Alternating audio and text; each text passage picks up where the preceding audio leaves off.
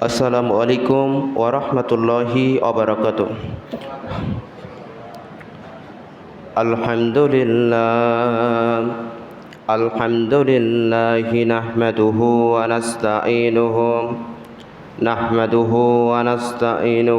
নাস্তাগফিরুহু ওয়া নু'মিনু বিহি ওয়া নাতাওয়াক্কালু আলাইহি ওয়া নাউযু বিল্লাহি মিন শুরুরি আনফুসিনা ওয়া মিন সাইয়্যাতি আমালিনা। من يهد الله فلا مضل له وما يضلله فلا هادي له ونشهد أن سيدنا وسندنا وحبيبنا ومولانا محمدا عبده ورسوله الذي أرسله بالحق بشيرا ونذيرا وداعيا إلى الله بإذنه وسراجا وقمرا منيرا. فقد قال الله تعالى في كلامه المجيد وفي فرقانه الحميد: أعوذ بالله من الشيطان الرجيم. بسم الله الرحمن الرحيم. قل إن الصلاة ونسكي ومحياي ومماتي لله رب العالمين. وآخر وقال الله تعالى في شأن حبيبه: إن الله وملائكته يصلون على النبي يا أيها الذين آمنوا صلوا عليه وسلموا تسليما.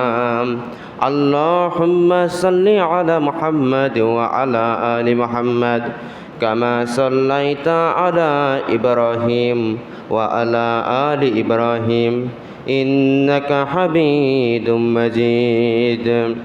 اللهم بارك على محمد وعلى آل محمد كما باركت على إبراهيم وعلى آل إبراهيم إنك حميد مجيد. আমাদের প্রভু এক নবীর উম্মত, জীবন বিধান ঐশী বাণী কোরআন। আমাদের প্রভু এক নবীর উম্মত, জীবন বিধান ঐশী বাণী কোরআন। তবে কেন এক নও হে মুসলমান, এক হও করি আহ্বান। তবে কেন এক নও হে মুসলমান, এক হও করি আহ্বান। আমাদের প্রভু এক নবীর উম্মত, জীবন বিধান ঐশী বাণী কোরআন। আমাদের প্রভু আলহামদুলিল্লাহ। বাংলাদেশের ঐতিহ্যবাহী শিক্ষা সাংস্কৃতিক নগর রাজশাহী জেলার মোহনপুর থানার অন্তর্গত ঐতিহ্যবাহী ভাতুরিয়া মধ্যপাড়া কেন্দ্রীয় জামে মসজিদে দীর্ঘ একটি সপ্তাহ পরে পবিত্র এহেন জমা করে এসে আজানের পূর্ব মুহূর্তে 2 রাকাত সুন্নাত নামাজ আদায় করে আপনাদের সামনে দাঁড়িয়ে আমি দুটি কথা বলতে পারছি এবং আপনারা দুটি কথা শুনতে পারছেন। এজন্য বলি আলহামদুলিল্লাহ।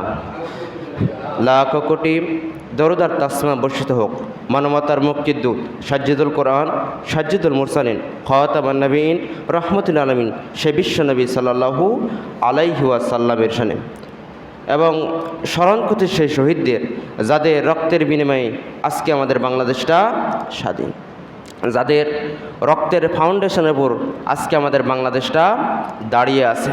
কারণ কিয়ামতের ময়দানে যারা শহীদ হবে, আমরা সাধারণ মানুষ যারা মারা যাব, কিয়ামতের কঠিন মুসিবতের সময় আমরা কিন্তু উলঙ্গ অবস্থায় থাকব, কিন্তু যারা শহীদ হবে, শহীদের মর্যাদা যারা পাবে, কিয়ামতের ময়দানে যারা যে অবস্থায় শহীদ হয়েছে সে অবস্থায় তারা কিয়ামতের ময়দানে দিনে তারা উঠবে। সেই দিন দৌলদিয়া ঘাটে বাস ডুবে মারা গেল না কয়েকজন, 20 থেকে 25 জন মানুষ মারা গেল পানিতে ডুবে। একজন শিশু বলতেছে, আমরা যখন পানিতে ডুবে গেলাম তখন আমার মা বলল, বাবা তুই বাহিরে বের হয়ে যা। আমার মা আমাকে জান্না আগলা করে আমাকে ঠেলে বাইরে বের করে দিল। বের করে দেওয়ার পরে আমি উপরে উঠলাম। ওঠার পরে কিছুক্ষণ দেখেছি আমার মায়ের লাশটা উপরে উঠতেছে, কান্নায় ভেঙে পড়েছি আমি। এজন্য তারা পানিতে ডুবে মারা গেছে, কিয়ামতের ময়দানে তারা ওই অবস্থায় উঠবে। শহীদ অনেক প্রকার আমরা দেখি। পেটের পীড়ায় মারা গেলে তাদেরকে শহীদ বলি, আগুনে পড়ে মারা গেলে তাদেরকে আমরা শহীদে বলি, পানিতে ডুবে যারা মারা যায় তাদেরকে আমরা শহীদ বলি, ইসলামী আন্দোলনের জন্য যারা জীবন দেয় তাদেরকে আমরা শহীদ বলি। আল্লাহ তাদেরকে জান্নাতের উচ্চ মাকাম দান করুক, আল্লাহুম্মা আমিন। সম্মানিত উপস্থিতি, আমি কুরআনুল কারীমের সূরা আনআমের 162 নম্বর আয়াত আপনাদের সামনে তেলাওয়াত করেছি। এর শাব্দিক অর্থ প্রাসঙ্গিক কিছু কথা দিয়ে আমি আমার সংক্ষিপ্ত খুতবা শেষ করব। আমা তৌফিকি ইল্লা বিল্লাহ। আল্লাহ পাক রব্বুল আলামিন এই আয়াতের মধ্যে কুরবানির কথা বলে দিয়েছে। যেহেতু সামনে আর একটি জমা বাকি আছে, সামনের বৃহস্পতিবারে ঈদ, জিলহজ মাস, এজন্য এই জমাটা আমি সিলেক্ট করছি কুরবানি নিয়ে। কুরবানিটা কী জিনিস? কুরবানি ঈদ শব্দের অর্থ হচ্ছে আনন্দ, আর আজহা শব্দের অর্থ হচ্ছে ত্যাগ করা, মহিমা করা এবং আত্মসংগ্রহ করা, সুদেশ্য নিজেকে অর্পণ করা, বিসর্জন দেওয়া, সত্য ত্যাগ করা, আত্মত্যাগ করা, দান করা প্রভৃতি। এই আজহা শব্দের অর্থ ত্যাগ করা। রবের উদ্দেশ্যে, কোনো রাজা বাদশাহ, চেয়ারম্যান, মেম্বার, এমপি, মন্ত্রীর জন্য নয়, স্বয়ং আল্লাহ পাক রব্বুল আলামিন সন্তুষ্ট অর্জনের জন্য একমাত্র কুরবানি আমাদের দিতে হবে। সম্মানিত উপস্থিতি, শরীয়তের ভাষা আছে আল্লাহর নির্দেশ পালন, তার সন্তোষ অর্জনে এবং সওয়াব লাভের আশায় ঈদের সালাতের পর হালাল পশু জবেহ হালাল আল্লাহর নামে জবাই করাকে কুরবানি বলা হয়। এজন্য কুরবানি বিষয়টা আমি আপনাদের সামনে আজকে তুলে ধরব। এই কুরবানিটা কোথায় থেকে এলো জানা প্রয়োজন আছে না? নাই, আছে। হিন্দুদের 12 মাসে 13টি পূজা হয়। কয়টি? 12 মাসে 13টি পূজা হয়। কিন্তু মুসলমানদের 2টি উৎসব পালন হয়, ঈদ উল ফিতর আর ঈদ উল আযহা। আল্লাহ রাসূল একদিন মদিনাতে এলেন, মক্কা থেকে মদিনা এলেন। আসার পরে তিনি কুরবানির মক্কা থেকে মদিনায় হিজরত করলেন।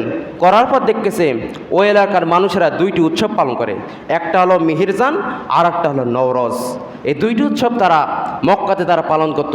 এই 2টি উৎসব 6 দিন 6 দিন করে 12 দিন পালিত হতো। সাউন্ড একটু বেশি হয়ে গেছে, কমালে ভালো হতো। 6 দিন 6 দিন করে 12 দিন পালিত হতো। এই উৎসবগুলো ওই এলাকার যারা ধনী লোক ছিল তারাই শুধু পালন করতে পারত, যারা গরিব লোক ছিল তাদেরকে পাত্তাই দেওয়া হতো না, তাদেরকে পালন করতে দেওয়া হতো না। এটা ছিল সেই এলাকার সেই কুরবানির ইতিহাস। আল্লাহ রাসূল দেখলেন যে সেই এলাকায় গিয়ে তারা এই 2টি উৎসব পালন করে।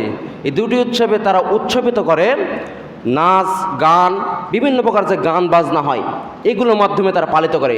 জেনা, ব্যভিচার, মহিলা যারা নর্তকী ছিল তাদেরকে নাচ গান করা, বছরে এই 2টি উৎসব তারা পালন করত। এই উৎসবগুলো 6 দিন 6 দিন করে 12 দিন পালিত হতো। হওয়ার পরে আল্লাহ রাসূল সেখানে গিয়ে দেখলেন যে 2টি পালন হচ্ছে।